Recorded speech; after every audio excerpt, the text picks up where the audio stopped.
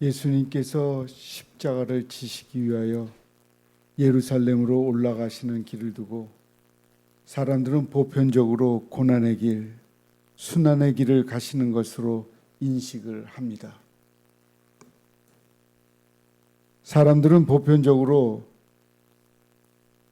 고난의 길, 순환의 길을 걸어갈 때 예수님의 그 발걸음에 집중을 하게 됩니다.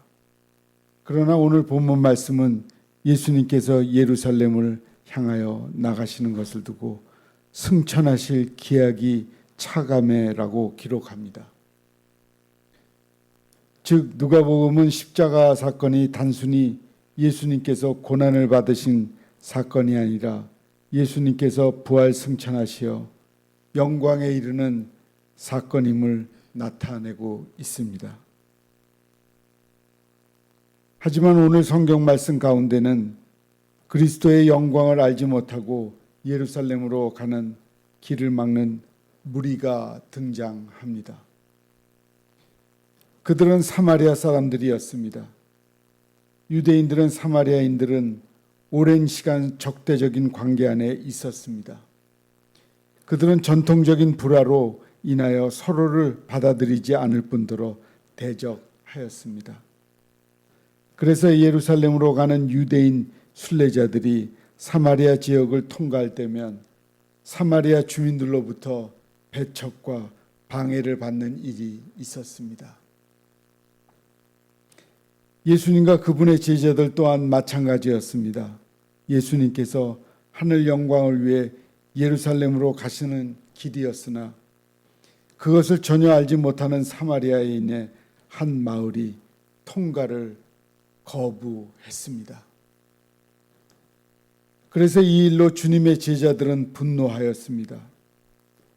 우리가 불을 명하여 하늘로부터 내려 저들을 멸하라 하시기를 원하시나이까?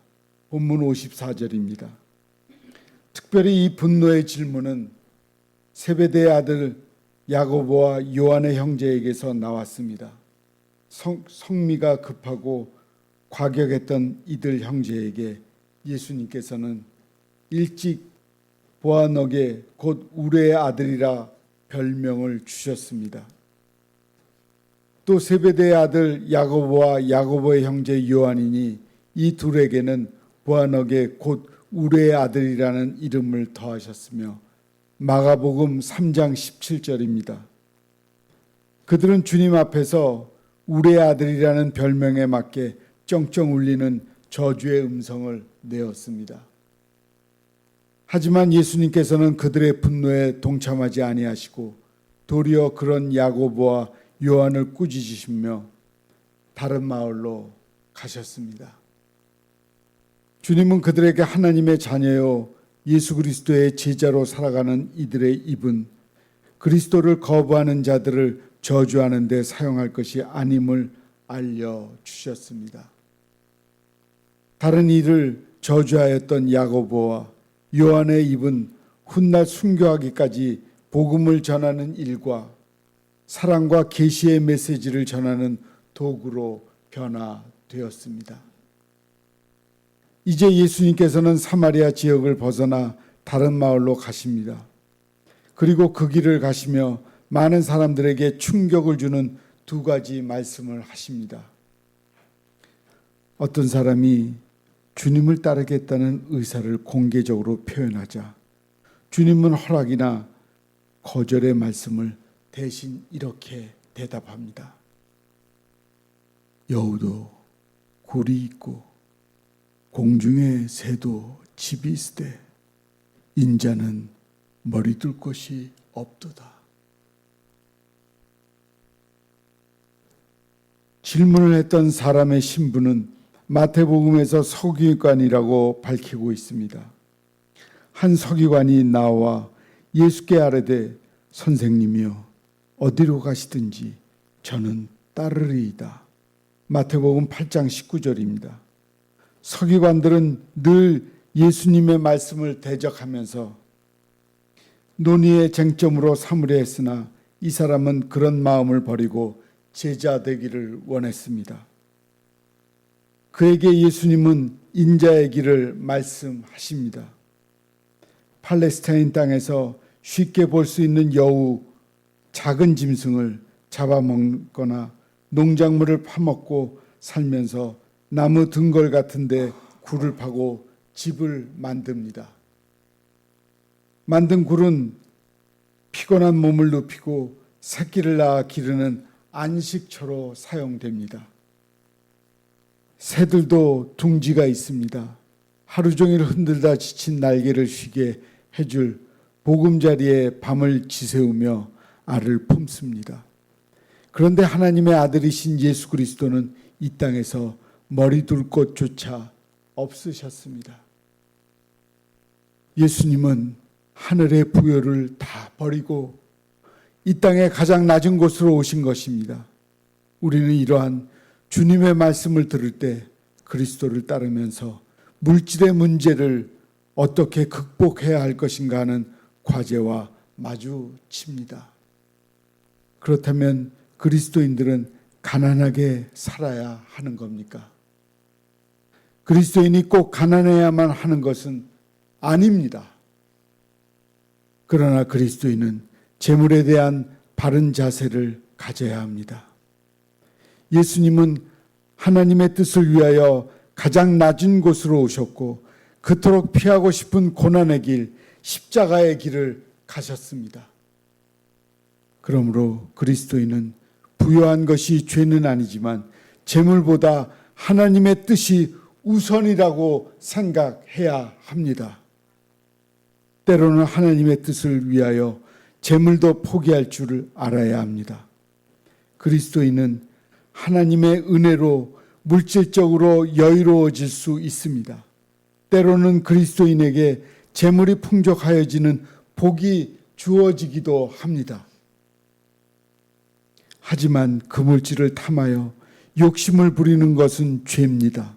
하나님보다 재물을 사랑하게 된다면 그것은 우상 숭배요 큰 죄악입니다. 하나님을 위하여 하늘 보좌를 버리시고 머리 둘 곳 없는 낮은 곳으로 오신 예수 그리스도를 기억할 때 우리는 그리스도인이 본받아야 하는 예수님의 모습을 발견하게 됩니다. 아시스의 성자 프란시스는 주님의 말씀을 문자대로 받아들여 두 벌의 옷도 가지지 않았고 자신의 머리 둘 곳도 마련하지 않았습니다. 가난의 위대함, 가난의 성스러움으로 청빈을 앞세우면서 그리스도의 말씀을 따랐습니다. 모두가 프란시스와 같이 살아갈 수는 없지만 재물보다 하나님의 뜻을 우선시하고 하나님과의 동행을 가장 귀한 것으로 여긴 그의 모습은 우리 또한 본받을 만한 모습입니다. 재물의 부여가 아닌 예수 그리스도 안에서 주어지는 하늘의 풍요를 누리는 여러분이 되시기를 소망합니다. 하나님과 동행할 때 세상이 줄 수 없는 참된 풍요를 여러분은 누리게 될 것입니다.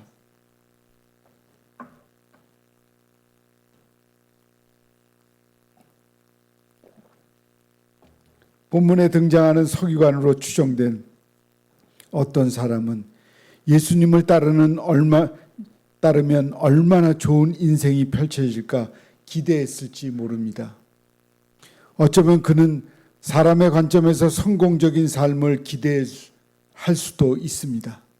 그러나 예수님께서는 나는 머리 둘 곳도 없다. 그렇게 말씀했습니다. 이것은 주님을 따르는 그리스도인이 삶이 세상이 추구하는 길과 다름을 알게 합니다. 사람이 생각하는 성공의 길이 그리스도인의 추구해야 하는 길과는 엄연히 다르다는 사실을 깨달아야 합니다. 주님은 산상수훈에서 오직 너희를 위하여 보물을 하늘에 쌓아두라고 말씀했습니다. 사람들은 돈을 사랑할 때 하나님의 뜻을 거스립니다. 디모데전서 6장 9절 10절은 이렇게 말씀합니다. 부하려고 하는 자들은 시험과 올무와 여러 가지 어리석고 해로운 욕심에 떨어지나니 곧 사람으로 파멸과 멸망에 빠지게 하는 것이라. 돈을 사랑함이 일만 악의 뿌리가 되나니 이것을 탐내는 자들은 미혹을 받아 믿음에서 떠나 많은 근심으로써 자기를 찔렀도다. 돈을 사랑할 때 사람은 불의한 방식으로 돈을 모으고 함부로 낭비하는 길에 빠집니다. 땅의 보물에 초점을 두고 그것을 사랑하는 자들은 파멸의 길에 들었습니다. 이것 때문에 세상이 매우 어지럽습니다. 주님의 교훈을 받으면서 이 땅의 모든 교회는, 그리고 우리 한국 교회는 우리의 머리 둘 곳이 어딘가를 생각해야 합니다. 주님께서 주시는 하늘의 부여를 사랑하시기 바랍니다. 하늘의 보화를 쌓는 방법은 선한 일, 하나님께서 기뻐하시는 일, 가난한 이들을 돕고 주님 앞에 가치 있는 일을 하는 것입니다. 그리스도의 제자는 이런 일에 머리를 두어야 합니다. 예수님께서 이와 같이 서기관에게 그리스도인이 걸어가야 할 길을 알려주시고 이번에는 어떤 특정인을 가리키며 나를 따르라고 말씀하셨습니다. 그러자 그 제자는 나로 먼저 가서 내 아버지를 장사하게 허락하옵소서라고 요청합니다. 그는 자신의 가정 문제로 예수님의 부르심에 불응합니다. 이 시대에도 신앙을 갖지 못하는 이유로 부모님의 완고함을 내세우는 경우가 많습니다. 자신의 가정 상황으로 신앙 생활에 방해받는 그리스도인도 있습니다. 그러나 예수님은 그런 이유로 소명을 회피하지 말고 하나님의 나라를 전파하라고 하십니다. 주님의 말씀은 하나님의 부르심이 있을 때 가족을 빙자하며 회피해서는 안 된다는 뜻입니다. 영적으로 죽은 사람은 주님의 부르심을 듣고서도 여러모로 핑계하며 따르지 않고 세상에서 곧 없어질 죽음의 일에만 몰두합니다. 예수님을 따르는 사람들이 인류에게 생명을 주는 일을 할 동안 주님을 따르지 않는 사람들은 죽음의 일과 장사 지내는 일을 할 뿐입니다. 돈을 좀 더 버는 일을 우선시하고 이 땅에서의 삶의 중심을 두고 살아가는 사람들은 하나님의 부르심에 순종할 수가 없습니다. 예수님의 말씀은 부친상도 치르지 말고 주님만 따르라는 문자적인 교훈이 아닙니다. 세상에서 매우 중요한 부친상보다 하나님의 소명이 더욱 중요하다는 말씀입니다. 무엇이 우리의 삶에 가장 우선이 되어야 하는 말씀입니다. 사랑하는 성도 여러분, 여러분의 삶에 가장 우선되는 것이 무엇입니까? 세상이 사랑하는 재물입니까? 아니면 가족입니까? 아니면 여러분을 위하여 하늘 보좌를 버리시고 십자가에서 우리의 죄를 짊어지신 예수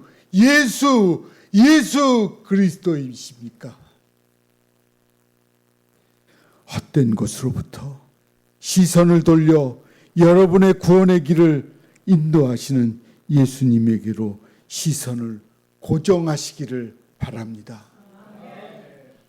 예수님만이 여러분에게 하늘의 풍요를 허락하시고 여러분의 진리로 길을 인도하십니다. 이 놀라운 은혜의 길을 걸어가는 저와 사랑하는 예빛 성도 여러분이 되시기를 간절히 소망합니다.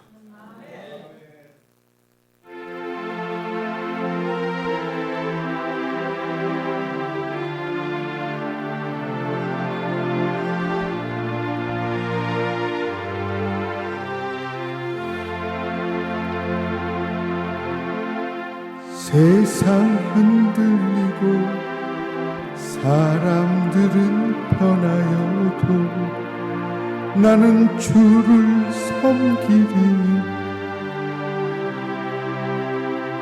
주님의 사랑은 영원히 변하지 않네. 나는 주를 신뢰해. 오직 믿음으로 내가 살리라. 오직 믿음으로 내가 살리라. 같이 부르죠. 믿음은 들리고 사람들 주를 떠나도 나는 주를 섬기리. 주님의 나라는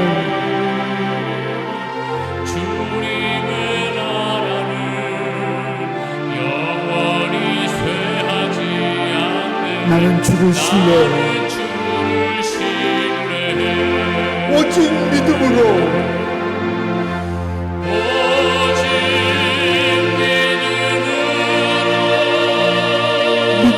내가 살리라.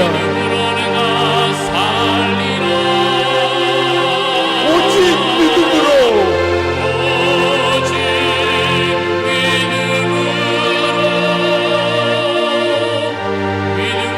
내가 살리라. 오직 의인은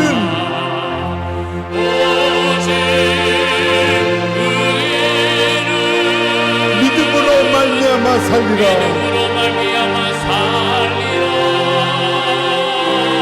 오직 의인은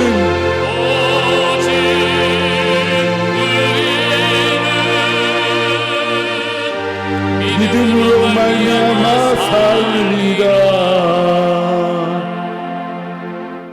기도하겠습니다.